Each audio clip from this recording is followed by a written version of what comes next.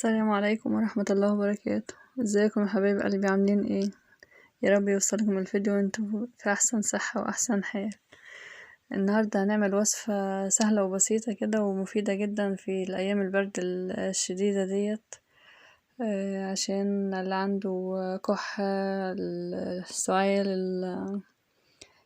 عنده احتقان في الزور، اي حاجة بتخص البرد. الوصفة دي جميلة جدا، واللي خلاني اعملها بقى وقلت اصورها بقى بالمرة ابني بصراحة تعبان وايه، قلت اعملها عشان خاطره، وشربت انا وهو منها وطعمها جميل ولذيذة، مش فيها اي حاجة يعني تخلي اي حد حتى الاطفال عادي يشربوها، مش مشكلة خالص.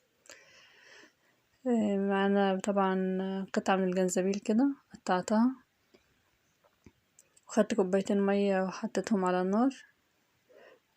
قلت اقطع الجنزبيل واجهز الحاجة اللي هحطها في المية لما المية تغلي.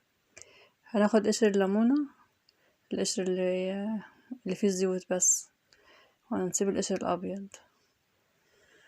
اللهم صل وسلم وبارك عليك يا حبيبي يا رسول الله.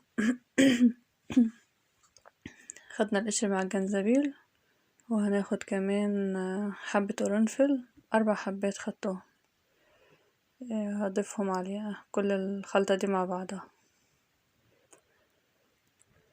بصراحة يعني هتجربوها، جميلة ومفيدة ان شاء الله، يا رب يشفي كل مريض يا رب. معايا عود من القرفة كده، انا بحب القرفة ديت احسن من النوع التاني، القرفة البلدي دي احسن.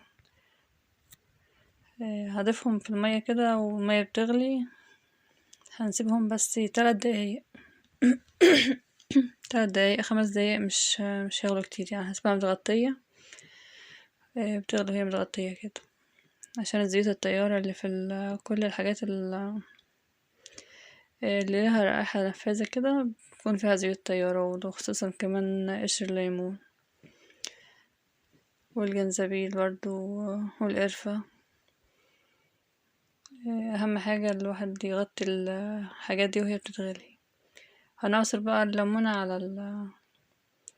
عليهم بعد ما اتغلوا كده.